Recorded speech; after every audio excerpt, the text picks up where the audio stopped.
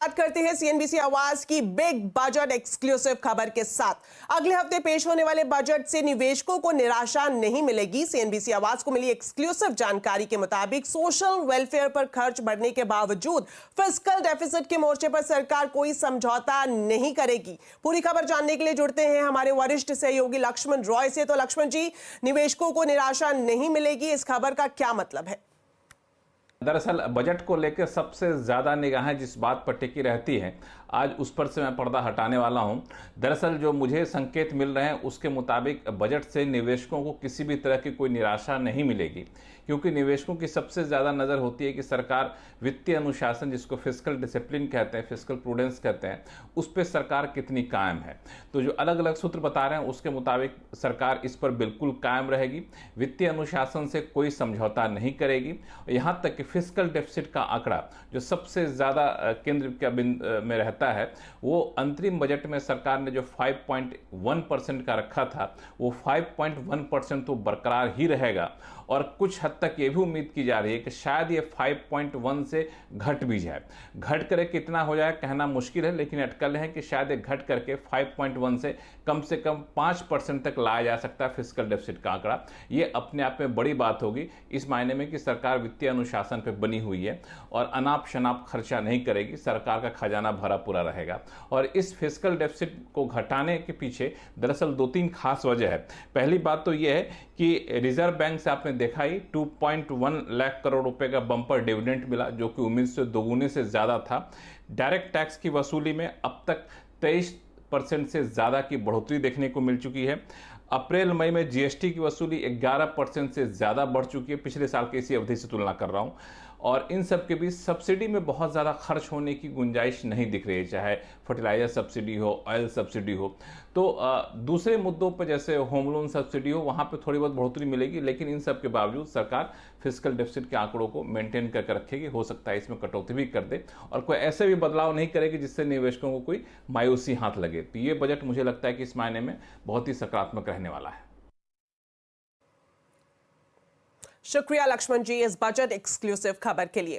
तो चलिए अब आपको दिखाते हैं एक और खबर जो कि बजट एक्सक्लूसिव खबर है। ई कॉमर्स और कंस्ट्रक्शन सेक्टर में काम करने वाले अस्थायी कर्मचारियों यानी गिग वर्कर्स के लिए बजट में बड़ा ऐलान हो सकता है। हमें मिली जानकारी के मुताबिक गिग और प्लेटफॉर्म वर्कर्स को एक्सीडेंटल और मेडिकल इंश्योरेंस का तोहफा मिल सकता है। इस खबर पर ज्यादा डिटेल्स के लिए सीधा जुड़ते हैं हमारे संवाददाता आलोक प्रियदर्शी से। तो आलोक, बताएं गिग वर्कर्स के लिए बजट में क्या गुड न्यूज मिल सकती है?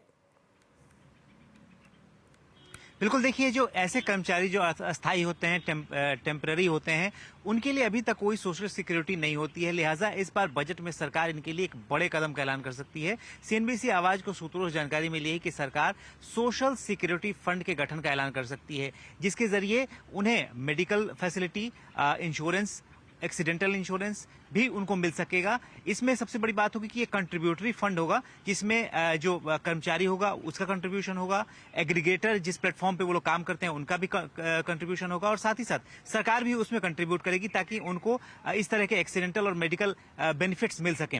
इसके लिए जो मेडिकल बेनिफिट्स के लिए जो ईएसआईसी है, एम्प्लॉयज स्टेट इंश्योरेंस कॉर्पोरेशन जैसे संस्था से उनको मेडिकल फैसिलिटी मिल सकती है, क्योंकि अभी तक ये सिर्फ फैसिलिटी जो राज्य सरकार के कर्मचारी और खासतौर से जो रेगुलर कर्मचारी होते हैं उनको मिलती है, क्योंकि उनका प्रीमियम रेगुलरली जमा होता है। लेकिन ऐसे वर्कर जिनका प्रीमियम रेगुलरली जमा नहीं होता, उनको इस सोशल सिक्योरिटी फंड के जरिए पेमेंट किया जाएगा और उनको ये सुनिश्चित किया जाएगा कि उनको medical facility, insurance facility, death और डिसेबिलिटी कवर जैसी चीजें उनको मिल सके। तो ये एक बड़ा फैसला इस बार बजट में किया जा सकता है। लेबर जो कोड है, जिसके तहत सोशल सिक्योरिटी कोड 2020 है, उसमें इस तरह का प्रपोजल है, लेकिन इस बार सरकार उसको अमली जमा पहनाने की तैयारी कर सकती है। इस बार बजट में इसका ऐलान किया जा सकता है।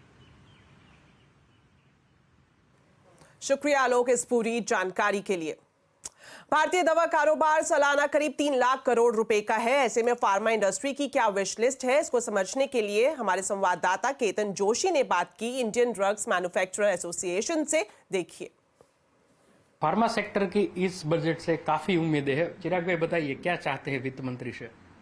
अब बेसिकली स्मॉल और मीडियम स्केल इंडस्ट्री जो पूरे इंडिया में फ्लरिश हुई हैं फार्मास्यूटिकल सेक्टर के अंदर, और उसमें जब गवर्नमेंट ने प्रावधान दिया है कि भी कंपल्सन अभी शेड्यूल एम के हिसाब से सब यूनिट को अपग्रेड करना है, तब सबसे ज़रूरी बात ये आई है कि इनको स्मॉल और मीडियम स्केल इंडस्ट्री को फंड की ज़रूरत पड़ेगी। अभी जो एलोकेशन किए हैं वो इतना सफिशिएंट नहीं है कि ये सब स्मॉल और मीडियम स्केल इंडस्ट्री अपग्रेड कर पाए। तो ज़रूरी है कि कम से कम 10,000 करोड़ ये सेक्टर के अंदर देना चाहिए, जिससे स्मॉल और मीडियम स्केल इंडस्ट्री अपग्रेड हो पाए। और ये बहुत ज़रूरी इसलिए भी है कि अपग्रेड होने के बाद ये जो सेक्टर है वो मैक्सिमम एम्प्लॉयमेंट जनरेट करता है। तो बहुत ज़रूरी है ये सेक्टर में इतना देने की वित्त मंत्री जी को। आप क्या कहेंगे? फार्मा इंडस्ट्री की हमेशा से डिमांड रही है कि हमको R&D के ऊपर बहुत खर्चा करना पड़ता है। पहले कुछ सालों पहले तक सरकार हमें R&D के एक्सपेंसेस पे 200% इनकम टैक्स में बात देती थी, जो कि हटा दी गई है। अगर फार्मा इंडस्ट्री को ग्रो करना है, देश को ग्रो करना है, तो वापस R&D के ऊपर एक्सपेंस के ऊपर हमें एडिशनल बेनिफिट मिलना चाहिए। ये हमारी वित्त मंत्री से रिक्वेस्ट है। और कुछ प्रतिक्रिया लेते हैं, आप क्या बताएंगे? केतन भाई, जो फार्मा में है ना, इनपुट जो जीएसटी होता है वो करीबन 18% का होता है, और हमारा फिनिश प्रोडक्ट के ऊपर जो जीएसटी होता है वो 12% होता है। तो हमारे लेजर के अंदर इन्वर्टेड ड्यूटी स्ट्रक्चर होता है, तो जीएसटी हमारे बैलेंस लेजर में क्रेडिट रहता है। तो इन्वर्टेड ड्यूटी स्ट्रक्चर को रेशनलाइज करना चाहिए, और दोनों जो 12% का और 18% का जो जीएसटी स्लैब है उसको मर्ज करके 15% का यदि स्लैब कर दिया जाए तो जो इन्वर्टेड ड्यूटी स्ट्रक्चर का जो प्रॉब्लम है वो हमारा सॉल्व हो सकता है। दूसरी चीज है कि CLCSS करके गवर्नमेंट की सब्सिडी की स्कीम थी, जिसमें बरसों से 15 लाख रुपया गवर्नमेंट सब्सिडी का देती है। तो ये 20 साल पहले से 15 लाख रुपया, आज के जमाने में पहले तो 1 करोड़ के अंदर फार्मा यूनिट बनता था, आज मिनिमम 20 करोड़ से नीचे कोई फार्मा यूनिट बनता नहीं है। तो 15 लाख का सब्सिडी पीनट्स के समान है, या तो उसको बंद कर देना चाहिए या तो कम से कम 1 करोड़ तक का कर देना चाहिए। तो ये डिमांड है, और अगर इससे वित्त मंत्री है ये सुझाव में अमलवारी करते हैं तो भारत में बड़े पैमाने पर रोजगारी का भी निर्माण हो सकता है। केतन जोशी, अहमदाबाद। तो बजट